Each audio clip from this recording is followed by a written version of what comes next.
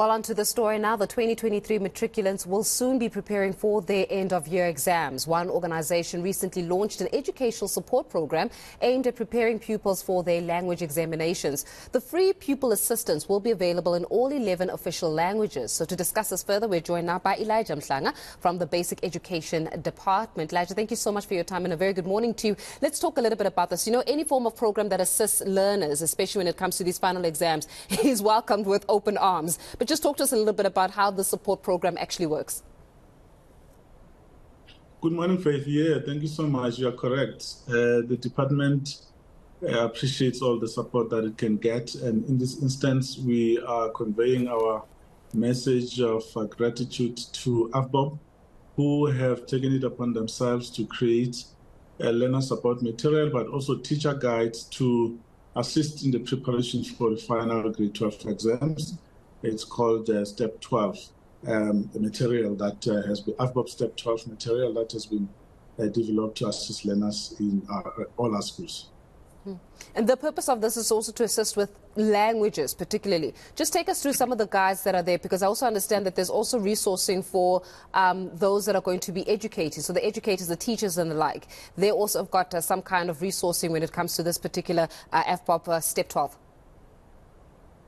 Yeah, that's correct. Because when you create material for learners, you also need to avail the teacher guide so that they know how to approach the use of the material that would have been made available for learners. So it's their teacher guides for all languages in a curriculum. And this is done because our analysis does indicate that our grade 12 learners do have some struggles when it comes to their performance in the languages. And a language is a priority subject, because without a language, you're not able to pass your grade. So even at grade 12, for you to be able to go forward with your plans, you need to have passed a language very well.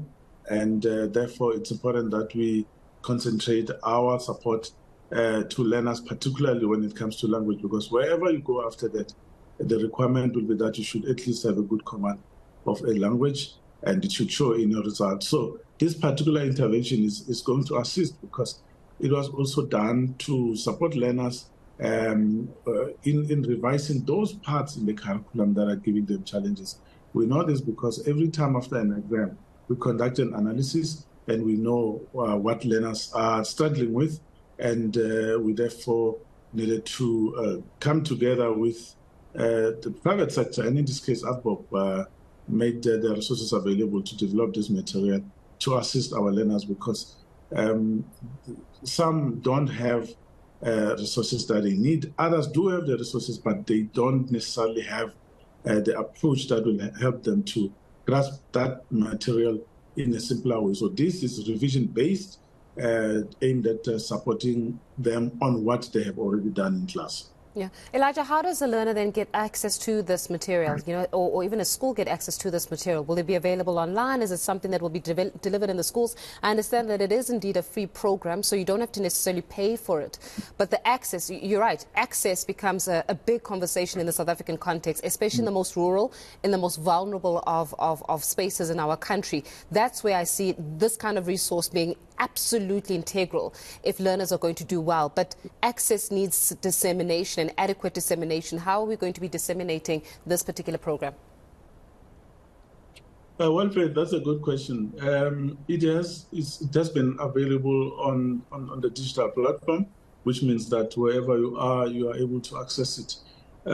We don't know yet. We have not received requests yet of printed material. The department has already availed printed material to our learners. So this is additional material which is digitally available. But AFBOB has said that they are seeing the statistics indicating that people are really downloading this material from all parts of the country, and we appreciate that. So we expect that all our schools should be able to assist our learners, because all our schools are connected. And for those people who have access, if a learner near you needs printed material, please assist them with that. But we are available to receive any requests that people might have regarding this matter, because it's new, it's digitally available. But if there are other requests that people might have, we are going to entertain that. But it's something that we need to appreciate, because AFBOB has already done it. And as a department, we then need to also play our part in making sure that it becomes widely available. So We urge all people to go to fbobstep12.co.za and access the material so that they can get learning. But of course, we remain open to engage on any matter regarding this initiative. Yeah, let's talk a little. I want to labor on the point around dissemination of this particular information, Elijah. Is it zero rated? And for example, if a young person is able to download it or wants to download it via their mobile phone, usually the first thing that they do is get afraid that the data is going to be consumed and it's going to take about 100, if not 200 or 500 megabytes to actually download, which of course then becomes a very costly exercise. So do we get this for free? Is it actually zero rated if you're going to be downloading it digitally? The department has ensured that it works with the Department of Communication to make sure that all its partners who have produced educational content becomes freely available, because we don't want our learners that we are trying to assist to also incur costs to obtain that material. So all our partners that we work with make sure that we send through a request so that all the material becomes zero rated, and we have worked in the same way even on this one. So if people are experiencing challenges, they can contact us and then we'll be able to assist them in that regard.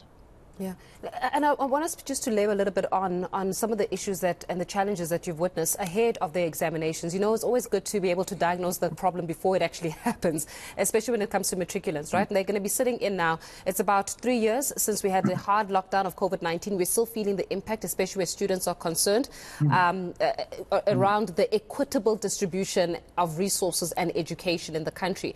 And some of those learnings obviously require us to be absolutely prepared for these next examinations. What have been some of those gaps that you've identified as the Department of Basic Education for these grade 12 learners ahead of examination time? So where do you think are some of the gaps that can possibly be filled at this moment?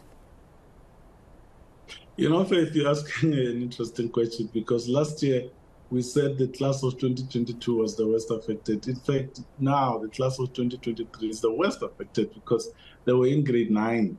Which means throughout their years in grade 12, they also never really experienced any proper learning. When we checked at the learning losses that they would have incurred, they are in a very, very bad position. That's why we have intensified our monitoring of the winter camps. We've made sure that every province is implementing the winter classes, which are happening as we speak right now.